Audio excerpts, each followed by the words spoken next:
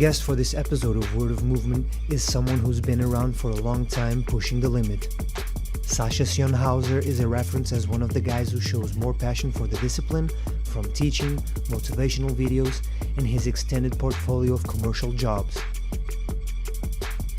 The fact that he's older than the usual kid doesn't mean that he can't kick ass when it comes to innovation. Such a pleasure to talk to someone like-minded with a lot on his mind. I hope you enjoy meeting this man with the mind of a boy. This is Cionn, and this is Word of Movement. No, it's important to be in the moment because this is the reason why we are here on this freaking F-word planet. Because you are in the moment, you are not in the future, you are not in the past, you are now. You are now. You are now. And 3 hours ago, it's the past, you know? That's important, to be here and now and realize the moment. It's also Danny Lillebacca also told me that, and I reflect about that, and then I changed my mindset, yeah, because you are here in this moment, just now. Yeah, that's one of the hardest things to deal with in life, and many people cannot do it. And maybe they get scared when they start to think about it. Is how do I let go and actually start living? Yeah. That cliche of stop trying to make a life and start living, something like that. It's true.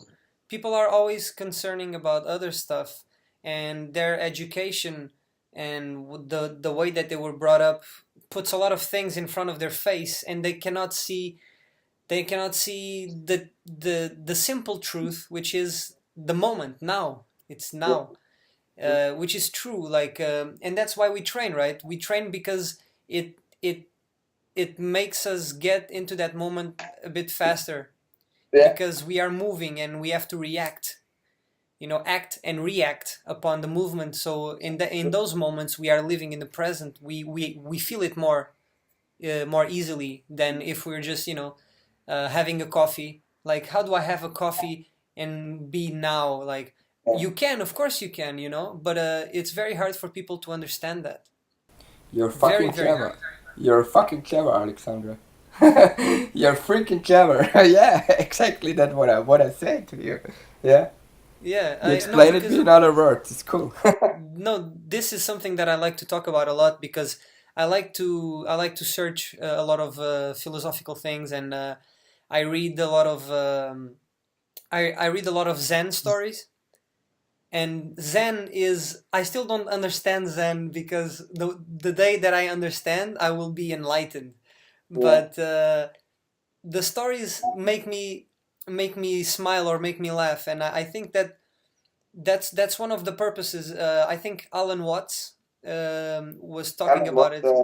Yeah, he was amazing, and he was trying to explain Zen, and the way that Zen is done, or part of the Zen doctrine is done to tell you stories that make you laugh, and when you laugh, you actually start existing.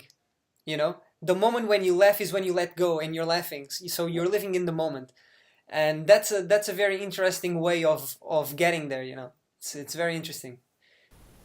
When you're sad or unhappy, it's a tip for everyone. Maybe you feel embarrassing in front of yourself, but just try to loud, also when you're not happy, for 2 minutes. And your brain gives us, there are muscles, and they give a signal to your brain that you're fucking happy. This is a trick, really. Also when you feel bad, when somebody happens with your parents or something, or with girlfriend or whatever, try to loud. Just loud for 2 minutes. You feel really stupid when you do this, when you're not happy. But after 2 minutes, you feel happy. This is a trick. Very nice advice. Very good, man. All right, let's. Not that I don't want to keep talking about philosophy, which I love, but Yeah. because of time, let's move on a little bit and let's talk about your very famous Sion pose, Ah. the legendary Sion pose. Everybody knows. I remember even there was a video of Danny and Oleg, and they were playing, and then one of them goes Sion pose, and then the other one does Sion pose. So, can you explain what is the Sion pose? Where did it came from? It's a normal. It came from wushu. It's normal in wushu. It's like a lotus landing. Yeah. Now it calls a superhero landing because the movie, the blockbuster, see this and thinks, oh, it looks cool. I land like a superhero. But actually, it came from wushu. I see it the first time in the Matrix when Trinity is landing, but she lands on a little bit other position. So, and it's easy to land when you can do it because you don't, when you do a backflip, you don't have to finish the backflip. You can land closer with one hand, one foot, and one knee. And when you do it bad, you hurt your knee. Also, Deadpool say that it's really hard for your knees when he gives applause to the superhero landing.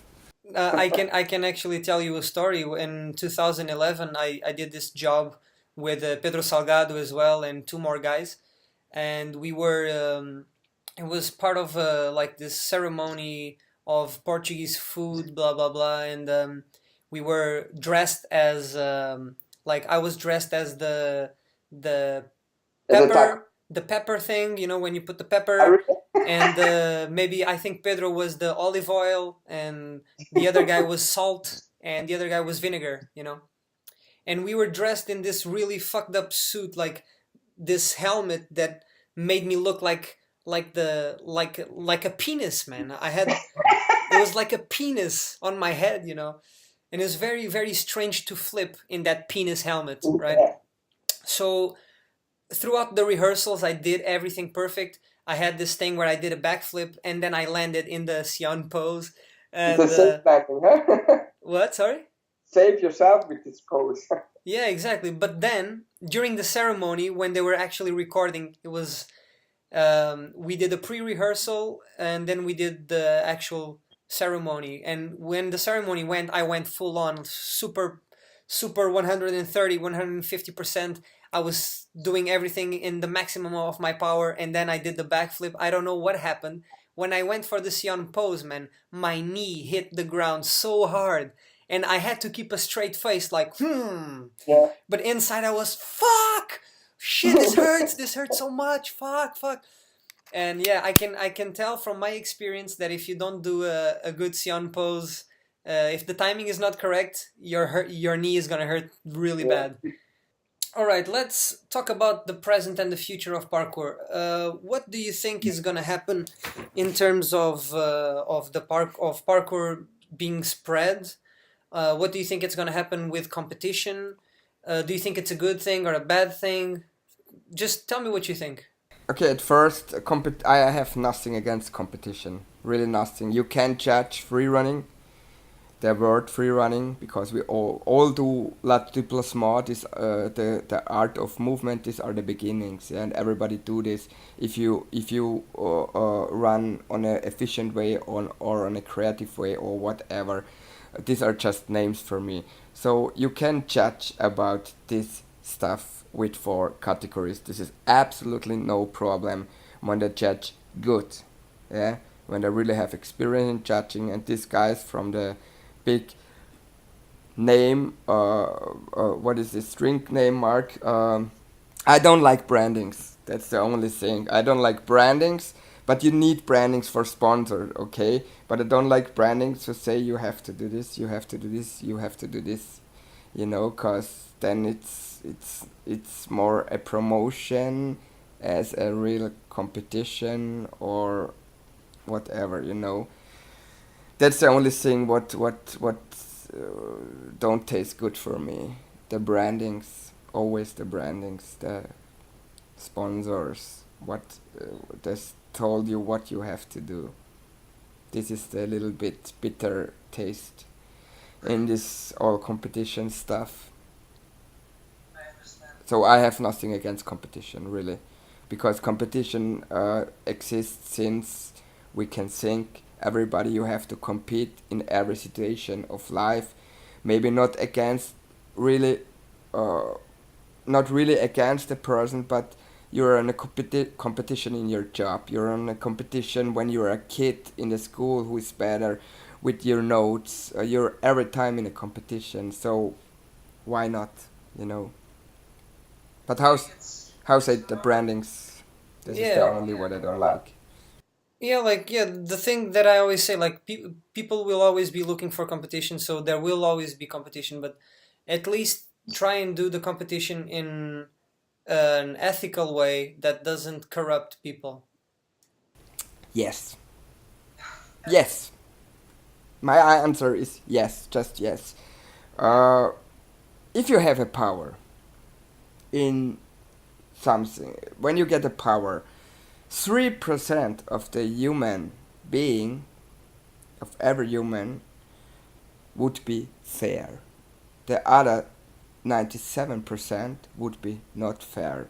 Is it in political? Is it in judging? Is it in I don't know.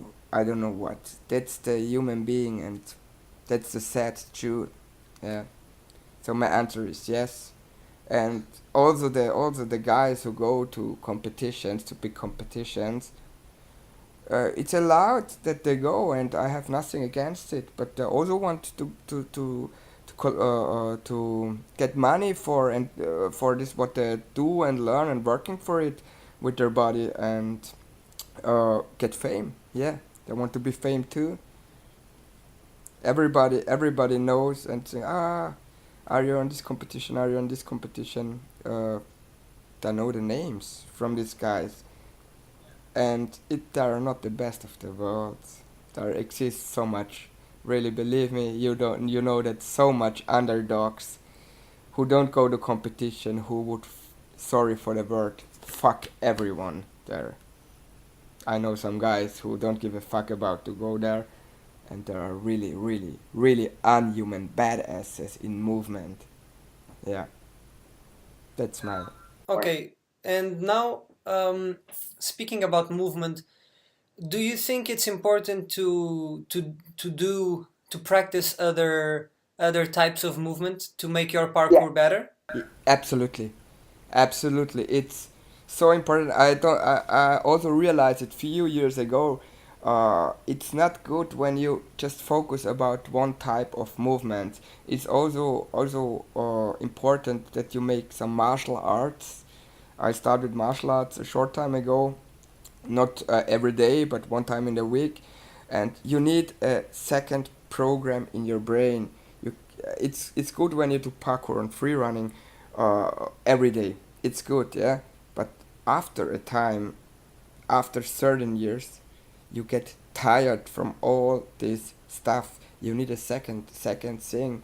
If you go just biking or motorcycling or whatever, yeah, you it's important to do a second or a third or sports or movement or whatever, yeah, because parkour not include everything. There we go. But yeah, from my perspective, in my point of view, parkour should include everything, but it's up to the individual to make that decision, you know, because like it is important to do more than one type of movement because like for instance, like the fighters, the MMA fighters, they of course do martial arts, but they also do a lot of stuff behind that. They do triathlons, they do running, they do powerlifting, they do other types of movement, you know, only to make them better when they're fighting. Yeah.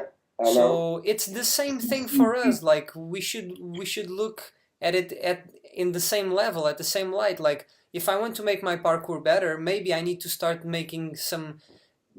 creating some new movements or practicing some new movements to make my movement better, you know.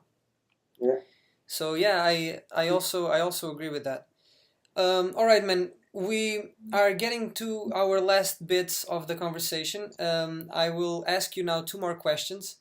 And these were a suggestion made by my friend Paul Costa, also known as Webhead. He was a guy that used to train.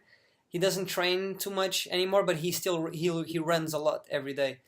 And he watches the show, and he came to me and made me this suggestion, this feedback, and I was like, okay, sounds good. So these are his questions to every guest now, and I will ask them to you. The first question is, if you could go back in time, let's say if you could go back in time 10 years and talk to you, so you talk to Sasha Cionn 10 years ago, if you could go back and tell him, like, give him an advice, what advice would you give him? Do whatever you want to do. Do whatever you want to do. I would do everything the same what I do. Would change something. Also my mistakes, because you learn from your mistakes. So I would say to myself, do whatever you want to do. All right. Yeah. All right. And the second question and last question is, if you could write a message on one of those big billboards, you know, that you see on the road, those big ones. If you could write a message, what message would that be? No, this wasn't a message. How do you write? B-R-R-R-R-R-R. No, I would write be the moment. Just be the moment and you feel free. Be the moment and you'll feel free. The amazing ending to this conversation. Of course, we have to do more, but for now, let's just keep it at this. And hopefully the people will also learn something from this conversation. Thank you very much, Sasha, and I'll speak to you soon. Huh? You're welcome, Alexander. And regards to all guys in the world, from an old man who is the day after tomorrow since 9 years 30. Hey guys, if you enjoyed this video, please remember to thumbs up. Also share it with as many people as possible so everybody knows what's going on. And of course, subscribe to stay tuned for another episode of Word of Movement.